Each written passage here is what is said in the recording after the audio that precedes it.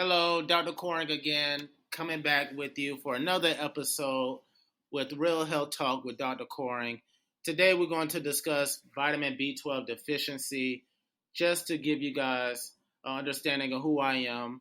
Again, Dr. Coring, internal medicine physician, also a pharmacist, both by trade and training. Right now, currently in training to be an hematologist oncologist, doing a fellowship in that area. My passion is to educate patients, empower patients, and also to improve health literacy for our community. Therefore, my goal is to do 10-minute relevant practical health talks about chronic conditions, easy to treat conditions, highly preventable conditions, things that I see pretty much on a regular basis. So let's get started. Today we're going to talk about vitamin B12 deficiency.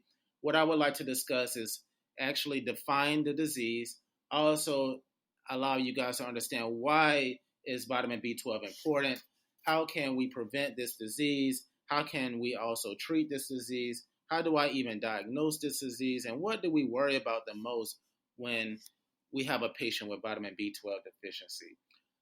That being said, let's get into the discussion. So let's start off by defining it. What is vitamin B12 deficiency? Well, actually the definition is within the term. So basically it's a lack of vitamin B12. The next question is, why would somebody lack vitamin B12? Well, there's two buckets we put these people in. So the first bucket is maybe the person don't have a diet adequate with vitamin B12. I'm talking about our strict vegetarians. People who are on a vegan diet, don't eat meat, are at risk of having vitamin B12 deficiency, even though it takes a while to get vitamin B12 deficient, even if you're a vegan. We do understand that vitamin B12 is, stored in animals. And so if you're not eating animals, i.e. are vegetarians, then you are at risk for vitamin B12 deficiency. So that's one bucket. The next bucket is absorption. If you're not absorbing well, meaning if you had surgery within your GI tract, and so just to back up, vitamin B12 is actually absorbed in the gastrointestinal tract. And so when I say GI tract, I'm talking about the gastrointestinal tract. So let's say you are a person who may have had surgery, i.e. bariatric surgery or gastric sleeve, or even, your small intestines may have had a surgical procedure. Maybe it was excised. Something happened. And therefore, you have decreased absorption of vitamin B12 because of you may have had a procedure to your GI tract. Or maybe you have a disease called pernicious anemia where there's an autoimmune component to your GI tract that's causing prevention for absorbing vitamin B12. And I'll talk more about pernicious anemia later. However, absorption, that's what I'm trying to get you guys to understand. Diet and absorption are the major causes of vitamin B12 deficiency. The good news is it's easy to treat this disease. We can easily supplement vitamin B12 with diet, pills, or intramuscular injections. And so let's talk about diet. Meat products, is the biggest way to prevent vitamin B12 is just to eat meat. I understand people don't want to do that. I have a hard time doing that right now. I'm a pescatarian, so I get it. People don't want to do that. So let's take multivitamins. Can also help. Sorry about that. Let me put my phone on silent. Yeah, multivitamins can also help because it has vitamin B12 in it. However, if you have an absorption problem, then you can eat all of the meat, eat all the vitamins, eat all the vitamin B12 you want. It's not going to get absorbed. And so, therefore, we have to give the vitamin B12 or the supplement intramuscularly or subcutaneously, which is easy to do. Why is vitamin B12 important? Let's get back to that.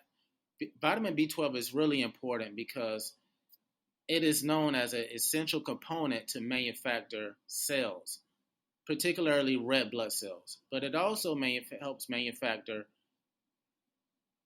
white blood cells and also platelets. Quick story, I had a patient come in, and this patient was young, 22-year-old guy, presented short of breath, fatigue, didn't know why. We did labs, basically pancytopenic. What that means is platelets were low, his hemoglobin was really low, and also his white blood cells were low. We didn't know what was wrong. We thought it was something catastrophic, so we treated him for a disease that typically is catastrophic, TTP to be exact.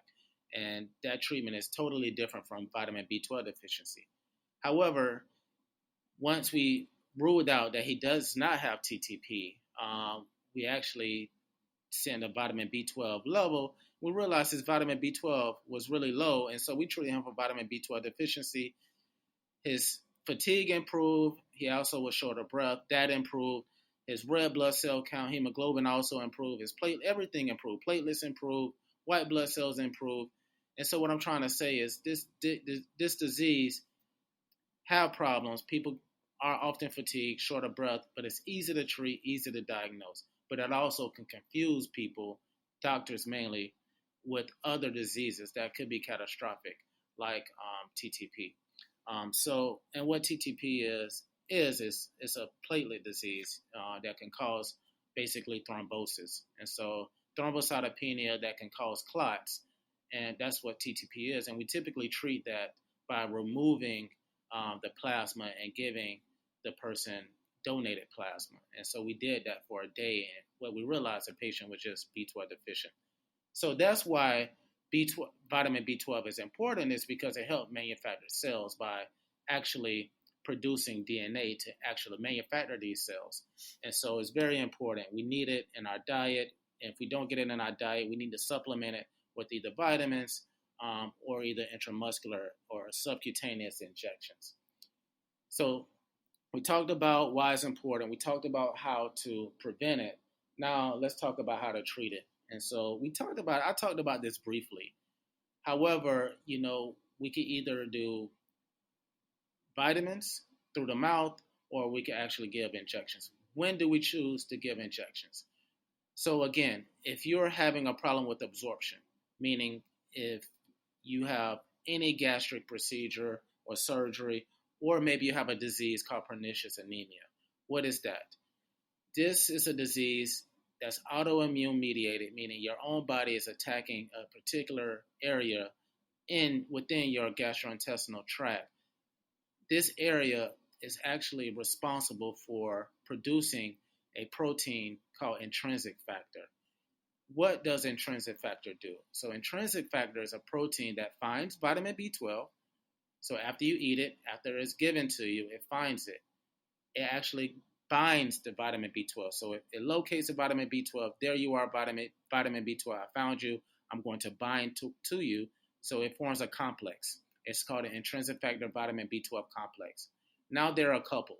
Now, in order for vitamin B12 to actually be absorbed, it needs the intrinsic factor. So it needs to bind to intrinsic factor to form this complex. And it's absorbed at another section within your gastrointestinal tract after it forms this complex. So vitamin B12 does not actually get into the bloodstream until it meets and binds and marries intrinsic factor. However, there's a disease called pernicious anemia where your own body is producing autoimmune antibodies. So your own body is producing antibodies that actually binds and deteriorates or prevents your body from producing the intrinsic factor. That's called pernicious anemia. And so therefore, we can give you vitamin B12 orally, but you won't absorb it because you don't have the intrinsic factor. So what do we do with those people? We actually give them vitamin B12 directly into the blood because therefore you don't need the complex, the intrinsic factor B12 complex for the absorption. We actually give the vitamin B12 right to the blood intramuscularly or subcutaneously. Well, what I'm saying is we get rid of the middleman. The middleman is intrinsic factor. Your body is producing autoantibodies to essentially prevent your body from actually producing the intrinsic factor. Your body can actually produce autoantibodies to actually attack intrinsic factor itself. If that's a problem, we don't need intrinsic factor in any way. We just say, okay, let's just give the person vitamin B12 to go directly into the bloodstream and get rid of the middleman, which is intrinsic factor. That brings me to my next point.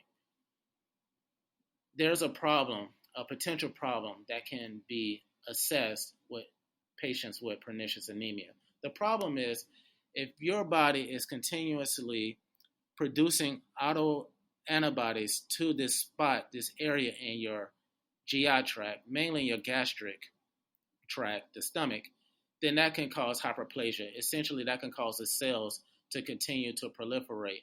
And essentially, that means that put you at risk for cancer. And so if you have a diagnosis of pernicious anemia, then that's an indication to get an endoscopy done to make sure you don't have gastric cancer. So that's what we worry about with people with vitamin B12 deficiency, specifically pernicious anemia. So don't be surprised if your doctor refer you to GI or gastroenterologist to make sure you don't have gastric cancer to get an endoscopy.